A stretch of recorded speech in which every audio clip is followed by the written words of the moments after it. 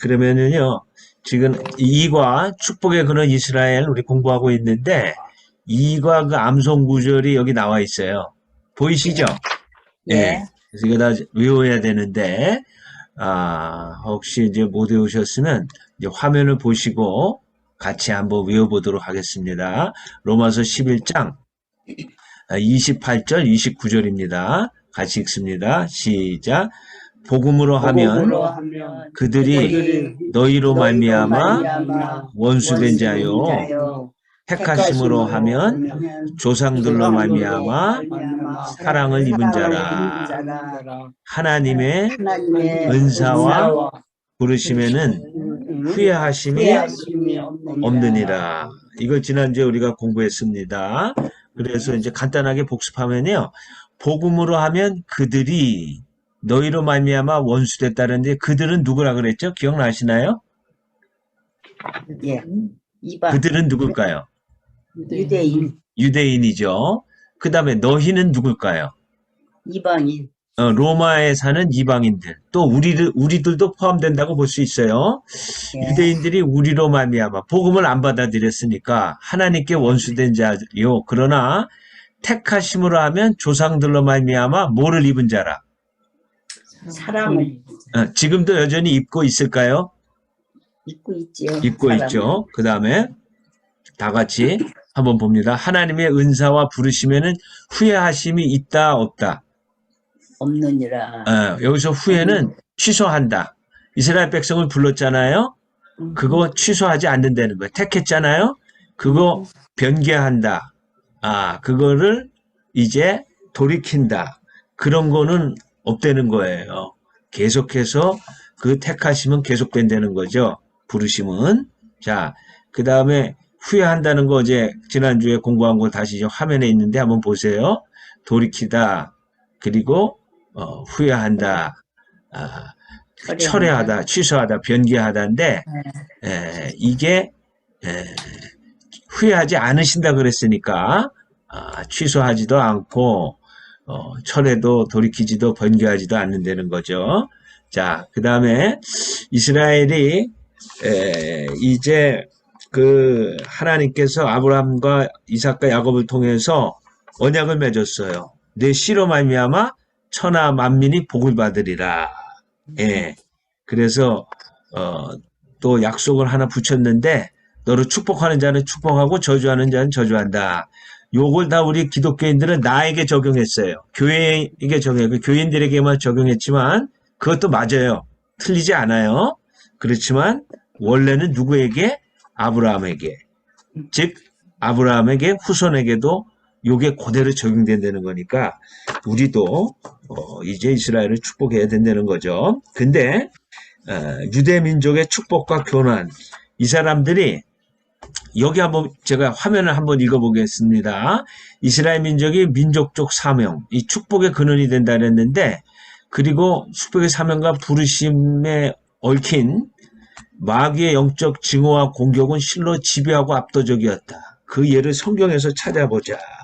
그리고 이제 요걸 하기 전에 유대 민족은 어떤 축복을 실제로 받았는지 한번 살펴보겠습니다. 예. 그래서 첫 번째 질문, 제가 이제 화면에 나오는 순서로 질문을 하겠습니다.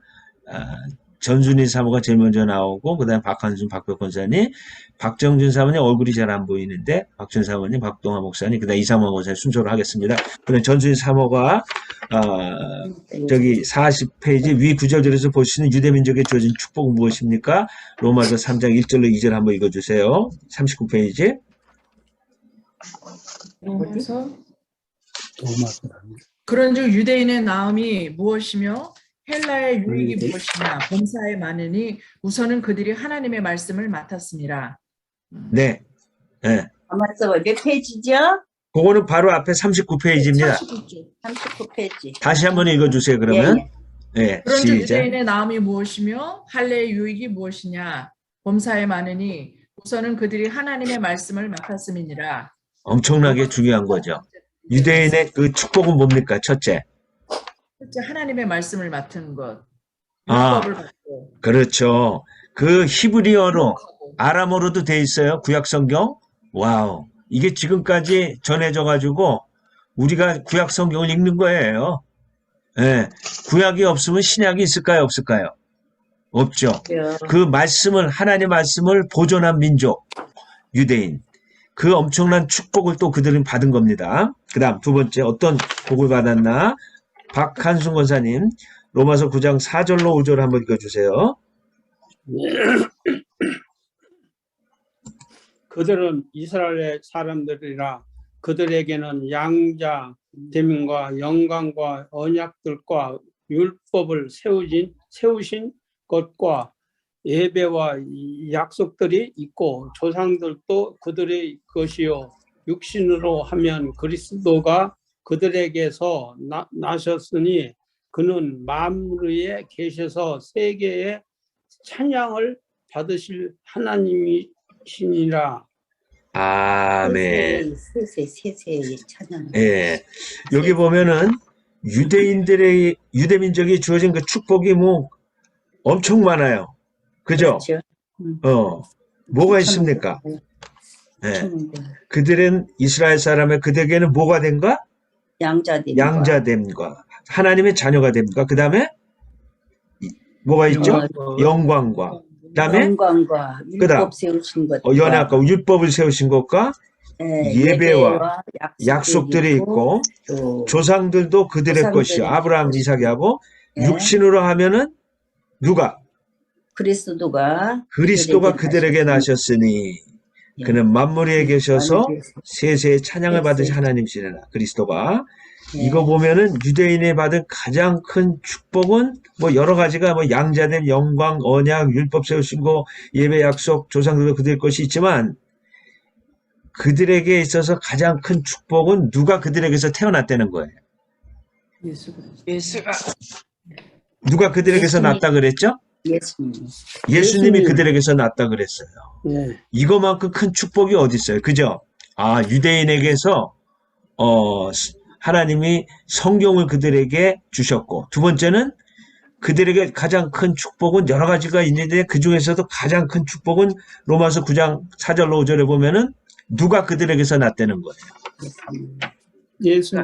예수님이 그들에게서 났다. 이거만큼 큰 축복과 영광이 어디 있겠어요?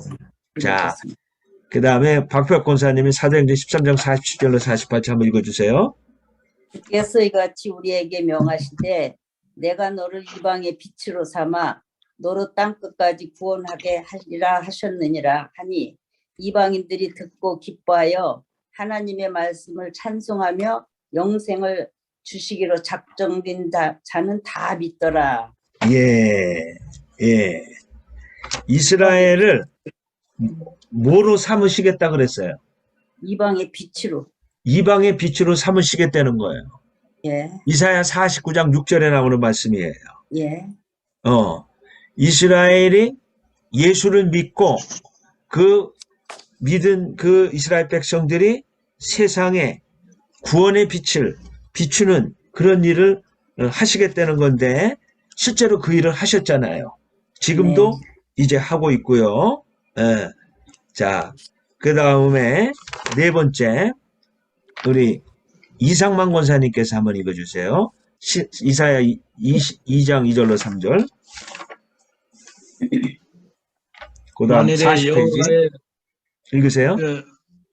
만일에 여호와의 전에 산이 모든 산 꼭대기에 굳게 될 것이요 모든 작은 산은 작은 산 위에 뛰어나리니 만방이 그리로 모여들 것이라. 많은 백성이 가며 이르기를 오라 우리가 여호와의 산에 오르며 야곱의 하나님이 전에 이르자 그가 그의 길을 우리에게 가르칠 것이라. 우리가 그 길을 행하리라 하리니 이는 율법이 시온에서부터 나올 것이요 여호와의 말씀이 예루살렘에서부터 나올 것임이니라. 네, 그 뒷부분에 가면은 무엇이 시온에서 나오고 무엇이 예루살렘에서 나온다 그랬죠? 율법이. 그 다음에 여호와의 말씀이. 그래 여기서 나오는 시온과 예루살렘은 다른 곳이에요? 서로 같은 곳이에요? 같은 곳이죠. 예루살렘이 있는 그곳을 시온산이라 그러잖아요. 자, 그래서 유대인들은 이런 엄청난 축복을 받았어요. 예, 엄청난 축복 받았죠. 그런데 이 유대인들 그 이방의 빛으로 쓰임 받았어요. 보세요. 성경을 우리에게 전해줬어요. 구약성경. 예수님을 우리에게 전해줬어요. 그렇죠? 또 이 유대인들 율법과 하나님의 말씀을 우리에게 전해줬어요. 그리고 이방의 빛이 돼가지고 그 유대인들이 처음에 다 복음을 전하다가 순교를 거의 다 했어요. 예수님 제자들. 요한 빼놓고 거의 다. 그리고 그 복음이 전해져서 우리에게 왔으니까 이방의 빛으로 쓰임받는 축복을 받았어요. 그러나 고난도 있었죠. 특히 대한민국에는 이런 은혜가 있었다고 제가 그랬죠. 오늘 찬송가 우리 같이 부른 게 눈을 들어 산을 보니 383장. 이 사람이 정통 유대인인데 일본에서 예수 믿고 이름을 피득이라고 고치고 나중에 한국 선교사로 왔어요. 그래가지고 아까 부른 383장을 작시했고 또 나중에 돌아가서 이제 LA 파사디나에 지금 묻혀 있는데 이 사람이 성경을 구약 성경을 한국어로 번역했어요. 그다음 6.25 때 전쟁 묻자 지원국이 32개국인데 그중에 이스라엘이 하나. 6.25 참전 유대인들 미영연합국 군인으로 참전한 유대인이 있었죠. 그들이 나중에는 일부가 알리아를 했습니다. 기타 프란체스카 여사 유대인이고 메가더 장군 유대계 미국인 아인슈타인 유대인으로 원자 폭탄을 만들었죠. 이거는 이제 일반적으로 이 세상에 빛이 된 거예요. 이방인의. 그러나 더 큰 빛은 복음을 통한 구원의 빛을 구원은 유대인에게서 남이라 구원의 복음을 유대인부터 전하기 유대인을 통해서 제일 먼저 전파된 것은 그들에게는 이제 엄청난 축복이지만 축복과 함께 고난도 많았다는 거예요. 예, 그거를 우리가 지금 살펴보려고 합니다. 축복과 함께 고난도 많았다. 자, 유대 민족에게 주어진 축복들 가운데 가장 큰 축복이 되는 것은 무엇입니까? 그 질문인데, 그 개인적으로 생각이 다를 수가 있어요. 그런데, 우리 박정진 사모님, 개인적으로 유대민족에게 주어진 축복들 가운데 가장 큰 축복이 되는 것은 무엇이라고 생각하시죠? 우리가 공부한 것들 중에서 유대민족에게 주어진 축복들이 많은데 가장 큰 축복이 되는 건 뭐라고 생각하세요?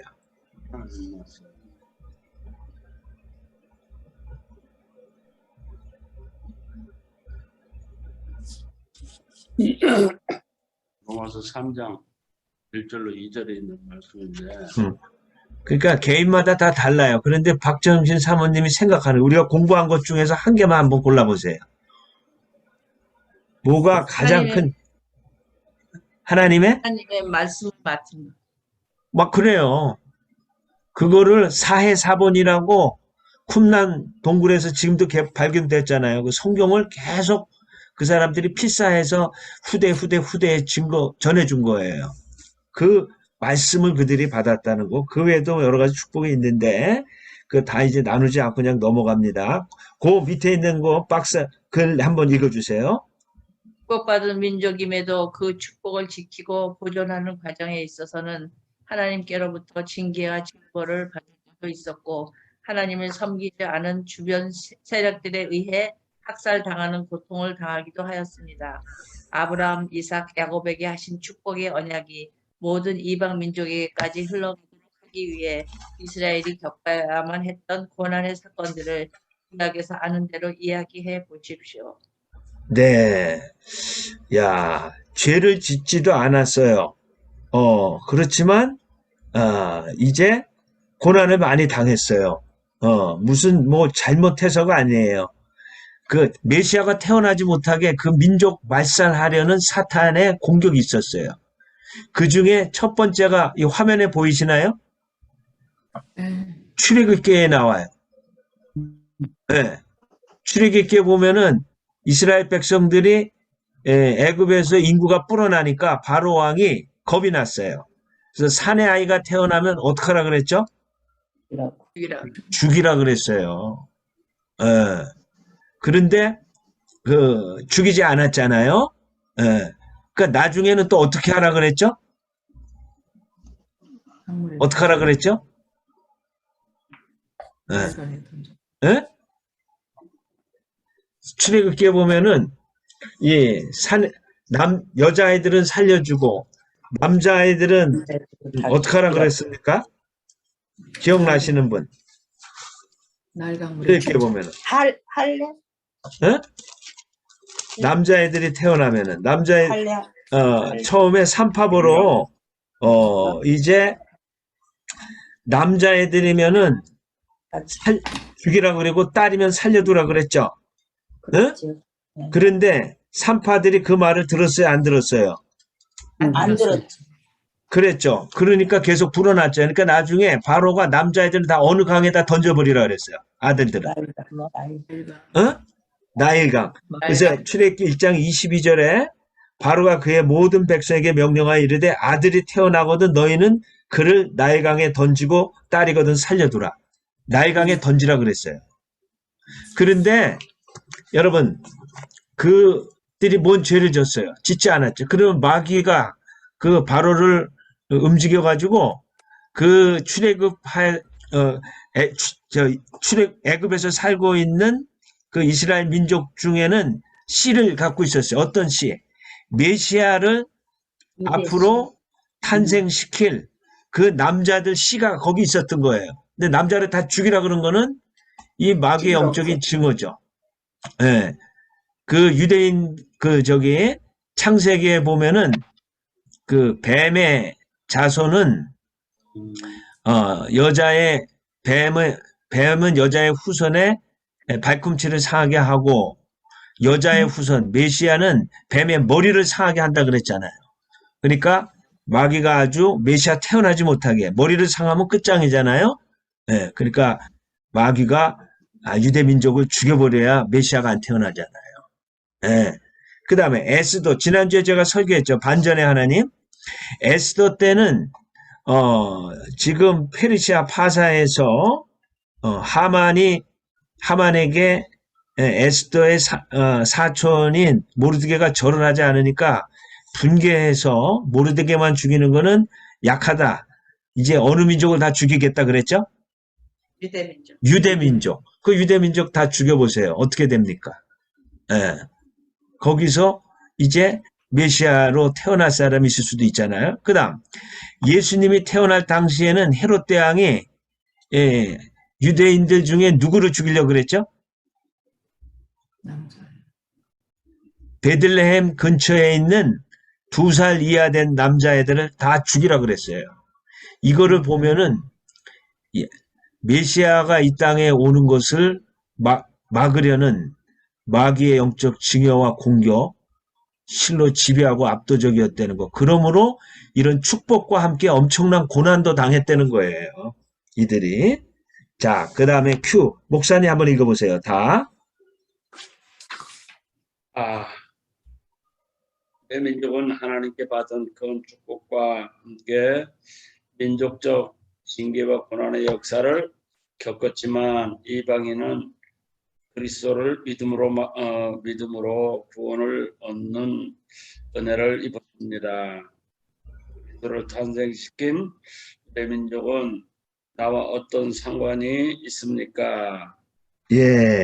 야, 우리는 뭐 사실 핍박도 있지만은 그래도 예수 믿는 사람 핍박 있었던 건 사실이에요. 그러나 유대인들이 받은 민족적인 징계와 고난과 핍박과 비교하면은 비교가 안 됩니다. 사실은. 나에게 복음이 전해지기까지 이스라엘은 축복의 민족이었지만 더불어 사탄의 영적 증오의 대상이 되었고 그로 인해서 학살당했죠. 말살에 위협당했죠. 고난의 순간이 너무나 많았어요. 나에게 전해진 복음은요. 아무런 대가 없이 그저 공짜로 주어진 게 아니라 유대 민족의 고난의 역사, 물론 축복도 있지만 그런 축복과 고난의 역사가 뒤엉켜서 나에게 전해졌기 때문에 이런 그 민족적 영적인 수고, 유대인들의 그거에 대해서 우리는 빚진 자의 마음과 고마운 마음을 가지고 대하는 것이 이제 마땅한 일이겠죠. 그러면 실제적으로 어떻게 복음이 우리에게 증거되었고 구원의 빛이 우리에게 비추게 됐나 한번 구체적으로 보겠습니다. 4. 오순절 성령 강림과 예루살렘 초대교회 부흥 42페이지 문제입니다. 위 구절들에 나타난 초대 예루살렘 교회는 어떤 사람들로 구성되어 있습니까? 사도행전 2장 1절로 8절 우리 기진번 집사님 한번 읽어주세요. 41페이지에 있습니다. 오순절 날이 이미 이름에 그들이 다 같이 한 곳에 모였더니 혼혈이 하늘로부터 급하고 강한 바람 같은 소리가 있어 그들이 앉은 온 집에 가득하며 마치 불의 혀처럼 갈라지는 것들이 그들에게 보여 각 사람 위에 하나씩 임하여 있더니 그들이 다 성령의 충만함을 받고 성령이 말하게 하심을 따라 다른 언어들로 말하기를 시작하니라. 그때 경건한 유대인들이 천하 각국으로부터 와서 예루살렘에 머물러 있더니 이 소리가 나매 큰 무리가 모여 각각 자기의 방언으로 제자들이 말하는 것을 듣고 소동하여 다 놀라 신기하게 여겨 이르되 보라 이 말하는 사람들이 다 갈릴리 사람이 아니냐 우리가 우리 각 사람이 난 곳 방언으로 듣게 되는 것이 어찌 됨이냐. 네, 여기서 요때 예루살렘 교회는 어떤 사람들로 구성된 것 같아요? 요 당시에 오순절 성령 강림했을 때 그때 기도하고 성령 충만함을 입은 사람들은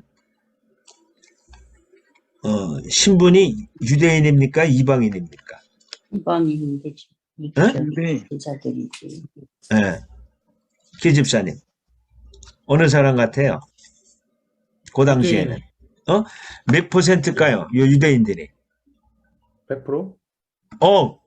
100%예요.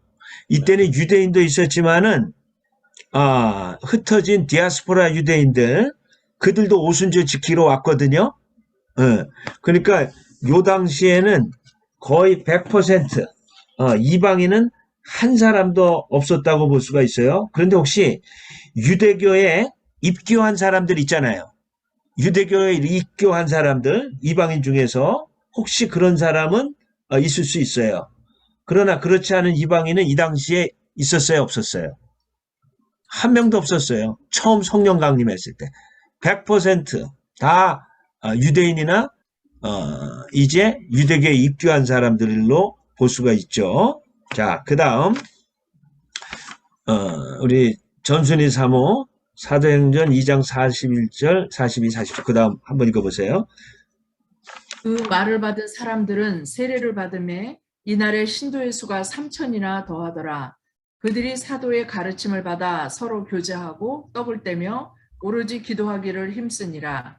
하나님을 찬미하며 또 온 백성에게 칭송을 받으니 주께서 구원받는 사람을 날마다 더하게 하시니라. 사도행전 2장 41절로 42절에는 베드로가 말씀을 전했어요. 사람들이 막 모여들었잖아요. 왜? 그 120 사도행전 2장 1절로 8절 기집사님이 읽은 그 내용에 보면은 이 사람들이 막 이상한 말을 하는 거예요. 다른 나라 말, 외국어를 하는 거예요. 갈릴리 사람이 뭐 배운 게 있겠어요? 그런데 주변에 지역에 그 디아스포라 흩어진 유대인들이 사는 곳에 그 지방 말을 막 하는 거예요. 그래 얼마나 놀랬겠어요. 이탈리아 뭐 그런 데서 혹시 왔다 그러면 이탈리아 말로도 막 하는 거예요. 저쪽 터키에서 왔다 그러면 터키 말을 막 하는 거예요. 뒤집어졌죠. 이거 어떻게 배웠냐? 다 뭐에 들었어요? 그때 베드로가 이 사람들 술 취한 게 아니다. 이 사람들은 성령을 받아서 그런 거다. 그러면서 너희가 죄 없는 자를 빌라도를 빌려서 빌라도를 통해서 십자가에 못 박게 했다. 너희들이 그 죄에 대해서 회개할 때 주께서 용서하실 것이다. 그러면서 우리가 어떻게 할 거 그러니까 회개하고 세례를 받으라 그랬죠. 그래서 3,000명이나 세례 받았어요.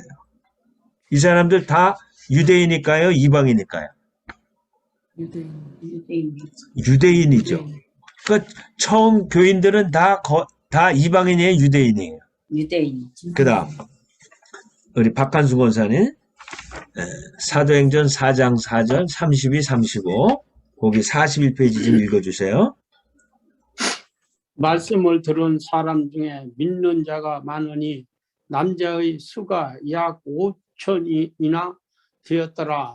믿는 무리가 한 마음과 한 뜻이 되어 모든 물건을 서로 통용하고 자기 재물을 조금이라도 자기 것이라 하는 이가 하나도 없더라. 사도들의 큰 권능으로 주 예수의 부활을 증언하니 무리가 큰 은혜를 받아 그 중에 가난한 사람이 없으니 이는 밭과 집 있는 자는 팔아 그 판 것이 값을 가져다가 사도들의 발 앞에 두매 그들이 각 사람의 필요를 따라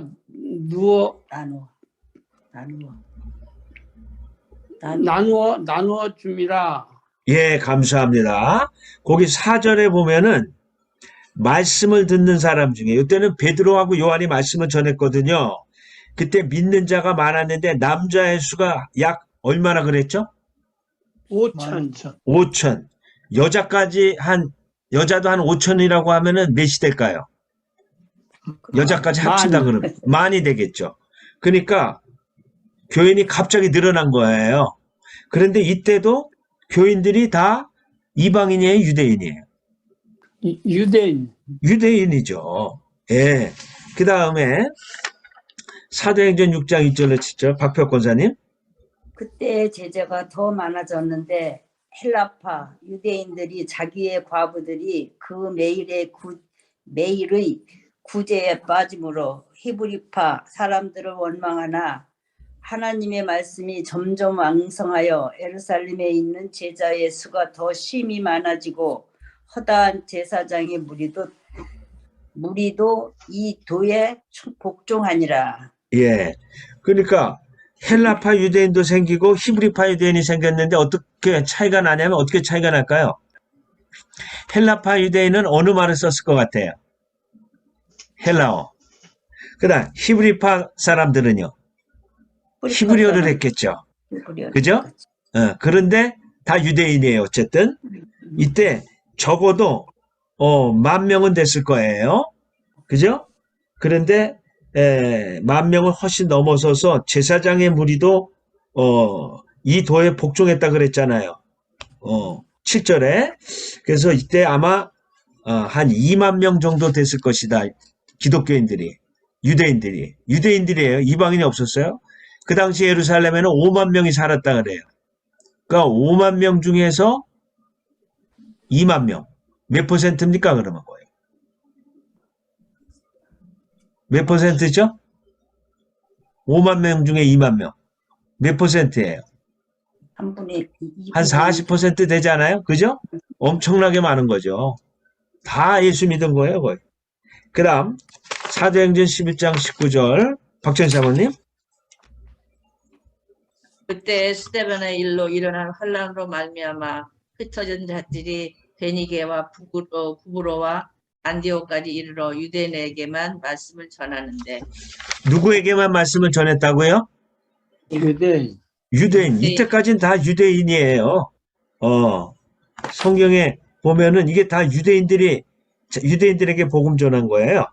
그 다음에 사도행전 11장 19절 거기 보면은 유대인들에게 말씀을 전했다고 했는데 여러분 성경에 보면은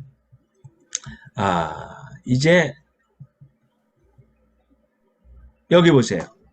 우리가 흔히 잘못 생각하는 게 있는데 초대 예루살렘 교회에 이미 이방인이 함께 했다는 거. 이게 맞아요? 틀려요? 틀리네요. 틀리죠. 네. 이방인은 몇 퍼센트라고 그랬죠? 0%라고 그랬는데 그럼 유대인은 몇 퍼센트예요? 100%. 100%. 구원은 유대인에게서 남이라. 요한복음 4장 22절. 예수님과 사마리아 여인이 했던 대화인데 다 같이 읽어봅니다. 시작. 너희는 알지 못하는 것을 예배하고 우리는 아는 것을 예배하노니 이는 구원이 누구에게서 남이라? 유대인에게서 남이라. 예. 그래서 초대교회는 100%예요.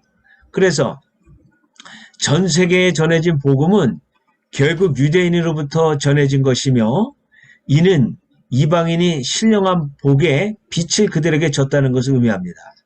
오순절에 120명이었죠. 베드로 전도로 3,000명이었죠. 베드로와 사도의 전도로 요한을 비롯한 사도의 전도 5,000명분이 됐어요. 남자만. 그러니까 여자로 치면 한 10,000명.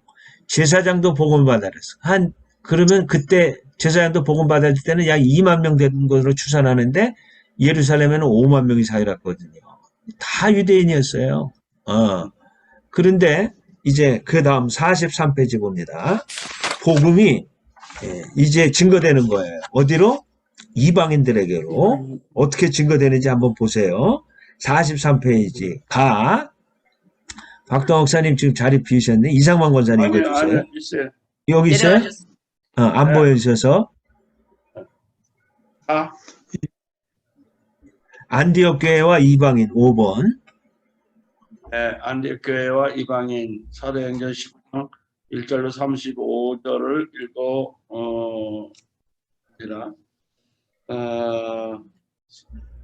아니 예, 그냥 사도와 다음 성경 구절 읽으십시오. 그것만 읽으세요, 목사님. 예, 사도와 장로와 온 교회가 그 중에서 사람들을 택하여 바울과 바나바와 함께 안디옥으로 보내기를 결정하니 곧 형제 중에 인도자인 바사바라 하는 유다와 실라더라. 그 편에 편지를 붙여 이르되 사도와 장로된 형제들은 안디옥과 수리아와 길리기아에 있는 이방인 형제들에게 문안하노라.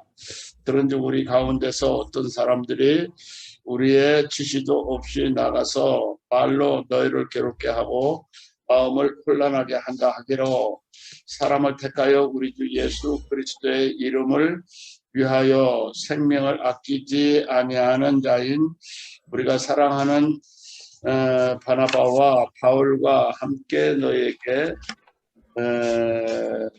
보내기를 만장일치로 결정하였노라. 그리하여 유다와 실라를 보내니 그들도 이 일을 말로 전하리라. 성령과 우리는 이 요긴한 것들 외에는 아무 짐도 너희에게 지우지 아니하는 것이 옳은 줄로 알았노니 우상의 제물과 피와 목매어 죽인 것과 음행을 멀리 할지니라. 이에 스스로 삼가면 잘 되리라. 평안함을 원하노라 하였더라. 그들이 작별하고 안디옥에 내려가 무리를 본 후에 편지를 전하니 읽고 그 위로한 말을 기뻐하였더라. 네, 그걸 잘 읽어주셨어요. 감사합니다. 그런데 42페이지 나번 문제 있잖아요. 나번 문제. 거기 이상만 권사님, 거기 한번 읽어주시기 바랍니다. 처음에는 유대인 중심으로만 전해졌던 복음이 이방인에게 전해지게 된 대표적인 경우를 사도행전에서 찾아서 이야기해 보십시오. 예, 너무너무 중요한 사건이 사도행전 10장에 나오거든요. 예, 여기서 이방인 백부장 한 사람이 예수를 믿습니다. 예, 가이사라에 사는 지금도 가이사라는 지역이 있어요. 이스라엘에 요빠 위에 거기 백부장 이름이 뭐죠? 고넬료가 이방인인데 예수를 믿어요. 근데 놀라운 것은요, 이방인이 베드로를 찾아갔어요? 아니면 베드로가 스스로 이 고넬료를 찾아갔어요? 베드로가 이제 찾아갔습니다. 이방인을 그 내용이 사도행전 10장 1절로 48절에 나오잖아요. 여러분, 유대인들은 이방인들하고 식사도 같이 안 해요. 그래서 유대인들이 이방인에게 찾아간 거는, 이거는 유대인들이 결코 하지 않는 일이에요. 그런데 하나님께서 환상 중에 예, 그에게 환상을 통해서 그 유대인들이 이방인들하고 상대를 안 했잖아요. 하늘에서 보자기 같은 그릇이 내려왔잖아요. 그 부정한 음식들이 있었는데 그걸 먹으라 그러잖아요. 3번이나 이게 뭘까 했는데 똑똑했어. 이제 베드로를 청하는 거야. 누가? 고넬료가. 사람을 보내서 그래서 이제 천사가 베드로를 청하라 그렇게 이야기해줘서 그것에 그 말을 듣고서 베드로가 따라가죠. 그 고넬료의 종을. 그래서 고넬료 집에 가서 복음을 전했는데 글쎄 고넬료 가정에게 성령이 임하고 그들도 방언을 하고 그들도 예수를 그래서 영접하게 되고 그 놀라운 역사가 일어나죠. 그래서 이때부터 복음이 이방인에게 증거가 되기 시작하는데 특별히 안디옥 교회에서는요. 안디옥 교회 43페이지로 다시 오세요. 안디옥 교회에서는 뭐 이방인들이 이제 벌떡같이 달려들기 시작하는 거예요. 예수 믿기 시작했어요. 그래서 안디옥 교회는 이방인들이 많이 예수 믿게 됐어요. 유대인들이 안디옥에서 이방인들에게도 복음이 전해져서 이 안디옥 교회가 이방인들이 가득 차게 됐어요. 예. 그래서 여기서 또 선교사로 바울과 바나바를 보내기도 했고 그래서 이제 교회들이 많이 생겼어요. 소아시아에. 그런데 예루살렘에서 올라온 어떤 형제들이 너희들이 예수 믿는 거로는 구원 얻는 게 부족하다. 할례도 받아야 된다. 율법도 지켜야 된다. 그래서 큰 문제가 생겼어요. 그래서 이 문제를 해결하려고 예루살렘에서 회의가 열렸어. 공적인 의회, 공의회. 거기서 결의한 거예요. 우리 박동화 목사님이 읽어준 게. 자, 그러면 질문에 대한 박동화 목사님 한번 다시 읽어주세요. 이제 유대인들이 복음 전해서 이방인들이 예수 믿게 되는데 좀 문제가 생겼어요. 가를 한번 읽어주세요. 유대인과 이방인이 함께 공동체를 이룬 안디옥 교회에서 발생한 문제는 무엇이었습니까? 유대인 중심의 예루살렘 교회가 예수님을 영접하고 유대인 가운데 들어온 이방인들에게 지키도록 부탁한 것은 무엇입니까? 예.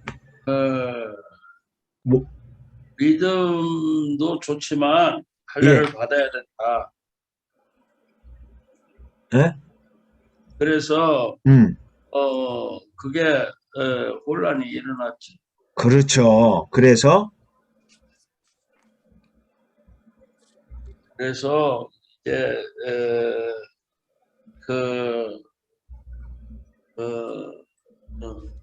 이제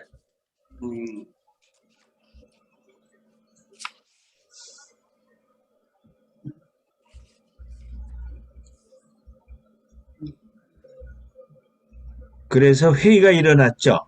그죠? 예. 예. 그래서 만장일치로 결정한 내용이 뭐냐면 29절에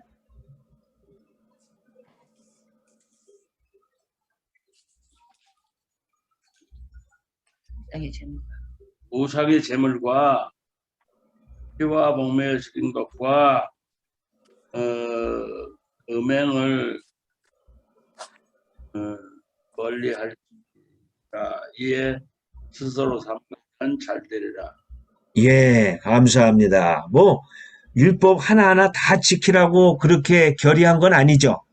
그죠? 네. 요거만 그러니까 지키라고 한 거죠. 보면은 예.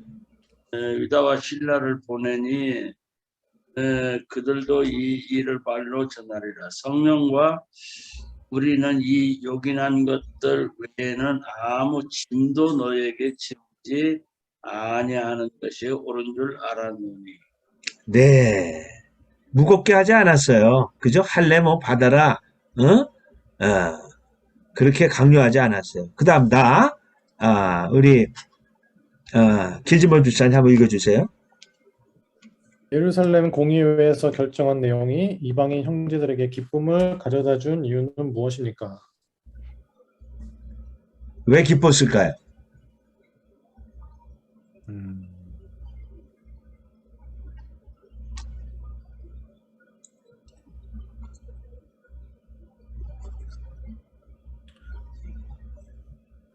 글쎄요. 이거 좀 모르겠더라고. 바나바 바울을 보내서? 예루살렘 공회에서 결정한 내용은 이방 구약과 신약에 나오는 구약에 나오는 613개의 계명을 다 지켜라. 그런 거였어요? 아니었어요?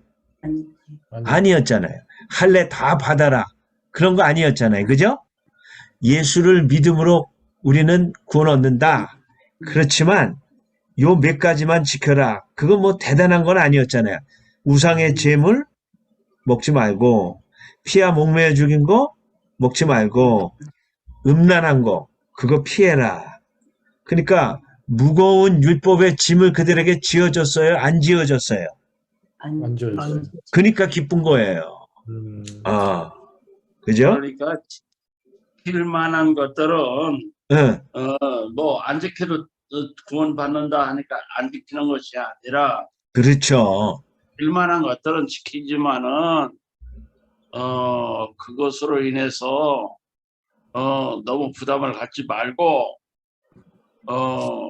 그 목매어 죽인 거 피를 삼가고 그거는 꼭 지켜야 되고 그리고 우리가 믿음으로 구원받지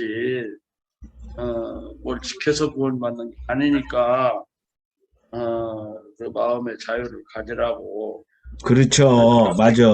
맞습니다. 그러니까 여기 이거 기본적으로 도덕법 같은 거 있잖아요. 거짓말하지 마라. 거짓 증언하지 마라. 살인하지 마라. 그런 거 도덕법들이야 지켜야 되겠죠. 그러나 성경에 나오는 제사법들 있잖아요. 그런 거 지킬 필요 없다. 그렇게 얘기한 것으로 우리가 생각해 볼 수가 있습니다. 목사님 잘 정리해 주었어요. 그 다음 전수의 삶 한번 읽어보세요. 오늘날에도 예수님을 믿는 유대인들은 할례와 절기, 안식일 등 유대적 전통을 지킵니다. 그런데 만약 위의 본문과 반대로 이방인 중심이 된 교회가 기독교의 교회력에 따른 부활절, 추수감사절, 불성수와 같은 이방 교회의 전통을 따르도록 결정한 내용의 편지를 믿는 유대인에게 전해준다면 예루살렘 공의회의 결정과 어떻게 배치되겠습니까? 어떻게 배치될까요? 그런 믿지 않죠. 그게 행하지를 해석을 하겠죠. 우리 전순희 사모가 한번 문제를 읽었으니까 한번 대답해봐요. 예를 들어서 안식일에 예배 드리는 거 같은 거 못 드리게 되고 주일날 지키고 이러다 보면 서로 의견이 막 부딪혀가지고 예수님을 믿는데 분열과 분쟁이 생길 것 같아. 일어날 것 같아. 예. 그렇죠. 또 다른 분들은? 예. 사람들은 이방인들을 우습게 보니까 아주 말도 못 꺼내게 할 것 같아요. 자, 여기 굉장히 중요한 거예요. 그 기독교 역사 속에서 기독교인들은 유대인들을 강제로 개종시켰어요. 강제로. 개종할래? 죽을래? 개종할래? 죽을래? 그럼 개종해야죠. 강제로 이렇게 하게 하고 유대인이 갖고 있는 그런 전통들 다 버리라 그랬어요. 절기도 다 지키지 말라 그랬어요. 안식일도 지키지 말고 토라도 다 버리고. 그건 너무나 가혹한 것이었죠. 그런데 지금 이제 유대인들이 예수를 믿게 됐는데 그 예수 믿는 유대인들한테 너희는 할례 하지 마라. 너희들은 절기, 교회력을 따라 지켜라. 너희들 안식일 지키지 말고 주일을 안식일로 지켜라. 그렇게 유대인들에게 강요한다면 그 2000년 전 유대인들이 이방인들에게 내린 그 공의의 결정, 그 결정은 유대인들을 힘들게 했어요? 기쁘게 했어요? 그 당시에. 기쁘게 했죠. 그런데 만약에 우리 기독교인들이 이방인들에게 너희들도 주일날 예배 드려야 된다, 크리스마스 지켜야 된다, 그리고 각종 절기는 기독교 교회력을 따라 지내야 된다, 할례하지 말라 이렇게 말한다면 그분들 힘들겠어요? 안 힘들겠어요? 힘들어요? 안 힘들어요? 힘들죠. 예수를 믿고 유대인들이 구원을 얻고 그들이 지키는 절기나 할례, 안식일 이런 거 성수하는 거 이거는 그들의 민족 정체성을 이어주는 큰 전통이었기 때문에 그거를 인정하고 지키게 해야지. 만약에 유대인들이 예수 믿었다 그래서 썬데이에 예배를 드린다면 전도가 유대인이 유대인 전도 되겠어요? 안 되겠어요? 안 되죠. 왜? 유대인들은 안식일에 모이니까. 그러니까 우리가 이제 유대인들이 예수를 믿게 되면은 믿음으로 예수를 믿었지만 그들은 율법을 지키고 할례도 받고 유대인들은 그들의 절기 다 지키도록 내버려둬야 되는 거예요. 토라 포션대로 성경 읽고. 여러분 바울은 이제 이방인들에게는 할례 받지 말고 율법 준수하지 않아도 된다고 했지만은 율법의 그런 이제 의식법, 정결법 같은 거 그렇지만 바울은 유대인으로서 안식일 지키고 절기 지키고 했던 거 했을 것 같아? 안 했을 것 같아? 예수 믿고 난 다음에 바울은 했을까요? 안 했을까요? 바울은 했을 것 같아요. 맞습니다. 바울은 했어요. 그러니까 지금도 예수 믿는 유대인들은 썬데이에 모이지 않고 세터데이, 안식일에 모이는 거예요. 할례도 다 하는 거예요. 예수 믿는 유대인들이. 믿음으로 구원 얻지만 지금 행하는 거는 자기들의 정체성과 전통이기 때문에 그냥 하는 거예요. 그냥 하게 내버려 둬야지 그게 바람직하다는 그런 의미예요. 그 질문이. 기집사님 요거에 대해서 질문 있습니까? 아니요? 이해가 됩니까? 네. 예. 그들이 예수를 믿고 구원 얻었지만 전통적으로 해온 거는 하게 해줘야 되는 거예요. 마찬가지로 우리는 전통적으로 이제 우리 같은 경우는 유대인들이 전통적으로 지켰던 거 굳이 할 필요는 없어요. 할례를 받는다든지 그들의 절기를 그대로 우리가 지켜야 되는데 그럴 필요는 없어요. 다만 절기 속에 예수 그리스도가 나타난 거니까 그들의 절기를 연구할 뿐이죠. 그대로 지킬 필요는 없는 거죠. 그다음 6번 천하만면의 축복 이스라엘 이게 제일 중요한 부분인데 이제 또 우리 박한순 권사님 그 44번에 가 문제 있죠. 위 구절들에서 참감람나무 가지들이 꺾이운 결과는 무엇이라고 합니까? 천하만민이 네 자손이 나여 복을 받으리라고 아브라함, 이삭, 야곱에게 하신 언약은 어떤 방식으로 성취되고 있습니까? 지금 로마서 11장 11절로 12절 한번 읽어주세요. 그러므로 내가 말하노니 그들이 넘어지기까지 실종하였느냐? 그럼 그럴 수 없느니라. 그들이 넘어짐으로 구원이 이방인에게 이르러 이스라엘로 시기나게 함이니라. 그들의 넘어짐이 세상의 풍성함이 되며 그들의 실패가 이방인의 풍성함이 되거든. 하물며 그들의 이리로 아멘. 감사합니다. 여기서 11절에 그러므로 내가 바울이 말하는 거예요. 그들이 넘어지까지 실족하였느냐? 그들은 누구일까요? 이방인일까요? 유대인일까요? 유대인. 유대인이 넘어지기까지 실족하였느냐? 그럴 수 없느냐? 그들이 넘어짐으로 구원이 이방인에게 이르렀다는 거예요.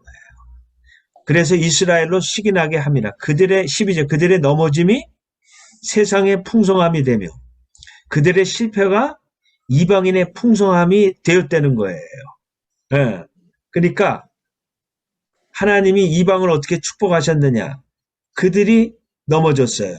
그러나 세상에는 풍성함이 됐어요. 그들은 실패했어요. 유대인들은 예수를 안 믿었기 때문에. 그렇지만 이방인에게는 풍성함이 됐어요. 왜? 믿지 않으니까 유대인들이 예수를 안 믿으니까 유대인 전도자들이 이방인에게 가서 전도하니까 이방인에게는 놀라운 축복이 임했다는 거죠. 그들의 넘어짐이 이방인에게는 풍성함이 됐다는 거예요. 그 다음 이제 박천희 사모님 로마서 11장 17절로 20절. 또한 가지 얼마가 꺾였는데 돌 감람나무인 내가 그들 중에 접붙임이 되어 참 감람나무 뿌리의 진액을 함께 받는 자가 되었은즉 그 가지들을 향하여 자랑하지 말라. 자랑할지라도 내가 뿌리를 보존하는 것이 아니요 뿌리가 너를 보존하는 것이니라. 그러면 내 말이 가지들이 꺾인 것은 나로 접붙임이 닿게 함이라 하리니 옳도다. 그들은 믿지 아니함으로 꺾이고 너는 믿음으로 섰느니라. 높은 마음을 품지 말고 도리어 두려워하라. 예. 아브라함과 이삭과 야곱에게 하시느냐 내 씨로 말미암아 천하 만민이 복을 받으리라고 했는데 여기서는 어떤 방식으로 성취됐다고 바울이 얘기하고 있죠? 여기 두 감람나무가 나오죠. 어떤 감람나무죠? 돌 감람나무, 청감. 청감람나무. 그러면 누가 청감람나무예요? 이방인. 예수님. 이스라엘의 이방인이에요. 청감람나무는 이스라엘. 이스라엘. 돌감람나무는 이방인. 근데 청감람나무에 그 뿌리가 있잖아요. 그게 이스라엘 민족이에요. 근데 그 중에 청감람나무 가지 얼마는 잘렸어요. 왜 잘렸죠? 하나님이 보낸 구원자 왕이신 예수와 메시아를 유대인의 왕 믿었어요? 안 믿었어요? 안 믿었으니까 그 가지에서 잘리고 대신 우리가 접붙인 거예요. 접붙여진 거예요. 그래서 우리가 접붙여져서 그 청감람나무의 진액을 이제 빨아들이게 되고 그래서 우리들이 그 하나님의 놀라운 구원의 축복을 그리스도 안에서 얻게 된 거죠. 그러니까 우리는 가지예요. 뿌리가 아니고. 근데 지금 대부분의 이방인 교회들이 자기가 뿌리인 것처럼 생각해. 교회가 크니까 교인이 많으니까 우린 접붙임 받은 사람. 접붙임을 만났는데 내가 뿌리라고 생각을 한다니까. 거꾸로 생각하고 있어요 우리가. 그러니까 뭐라 그랬어요? 여기 보면은 20절에 옳도다. 그들은 믿지 아니함으로 꺾이고 너는 믿음으로 어떻게 됐다? 섰다는 거예요. 그리고 결론은 뭐예요? 높은 마음을 품지 말고 도리어 두려워하라. 우리도 믿지 않으면 잘리는 거예요.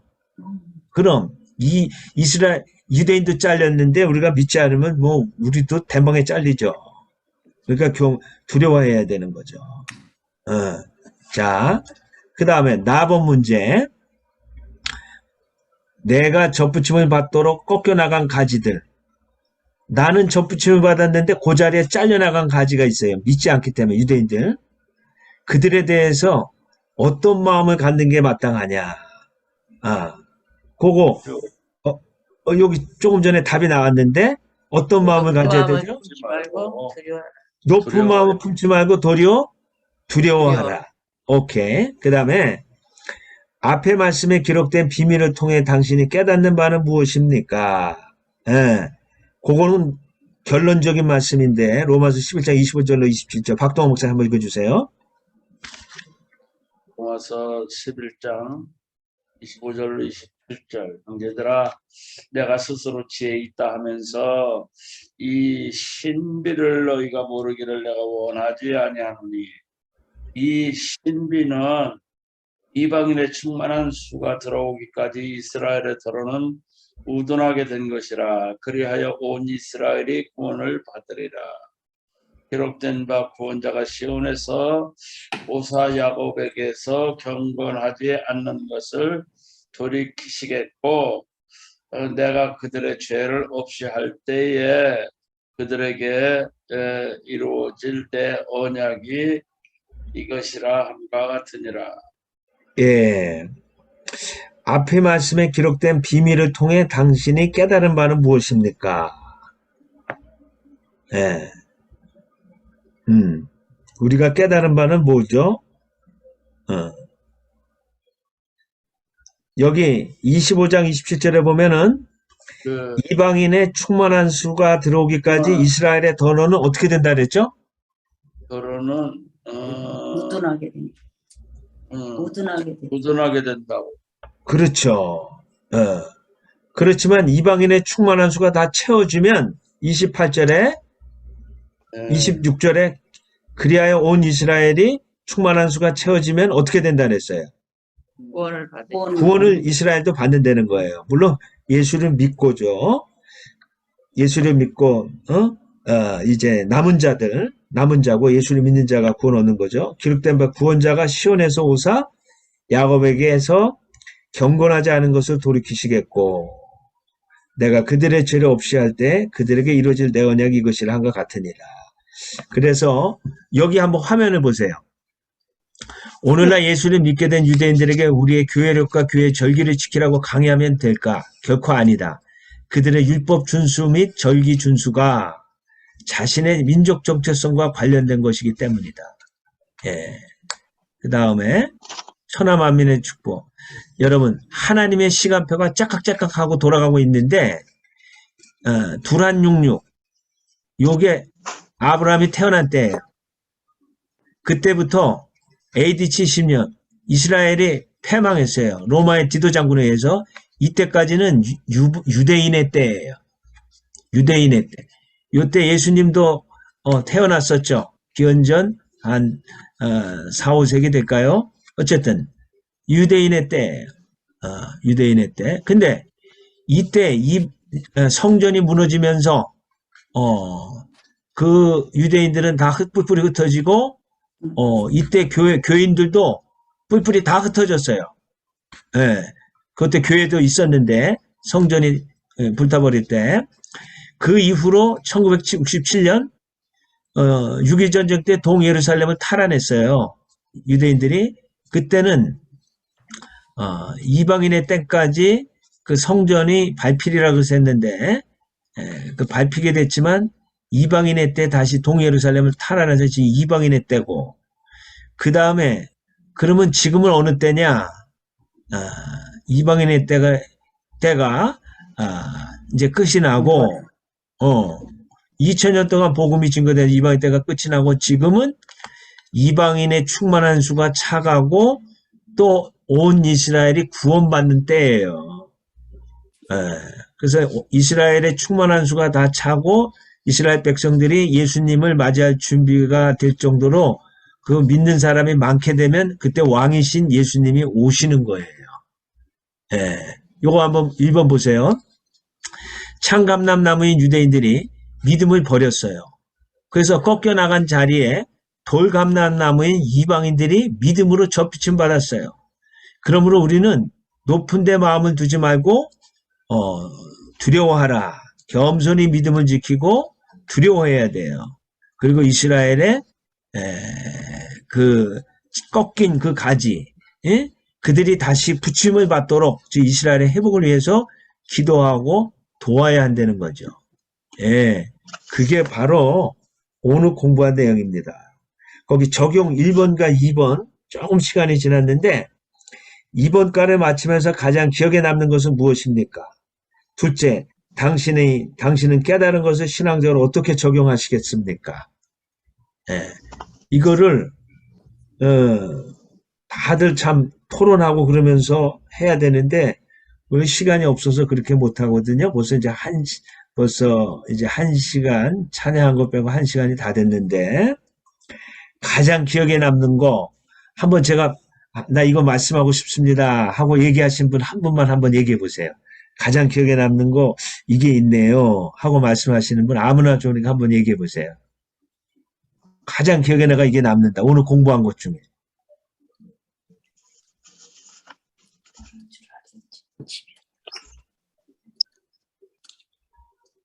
이상만 권사님 한번 얘기해 보실래요?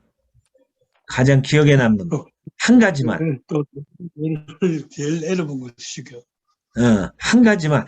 그래도 가장 기억에 남는 거.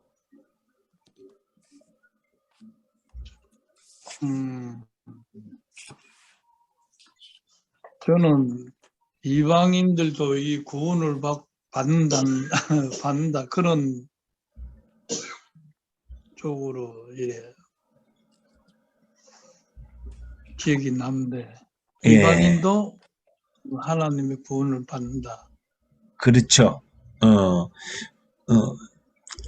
구원은 유대인으로 우리 아니고 말미암는다 그랬잖아요. 구원은 유대인에게서 남이라. 그런데 예수 안에서 이방인도 구원을 얻게 됐어요. 그러니까 구원은 유대인에게서 나니까 이스라엘은 축복의 근원이죠. 그래서 우리 이방인에게도 복음이 전해졌죠. 뭐 다른 기억에 남는 것도 더 있을 거예요. 근데 지금 시간이 없기 때문에 2번으로 넘어가겠습니다. 당신은 깨달은 것을 신앙적으로 어떻게 적용하시겠습니까? 2번 문제. 우리 길집사님은 어떻게 생각하셨습니까? 저는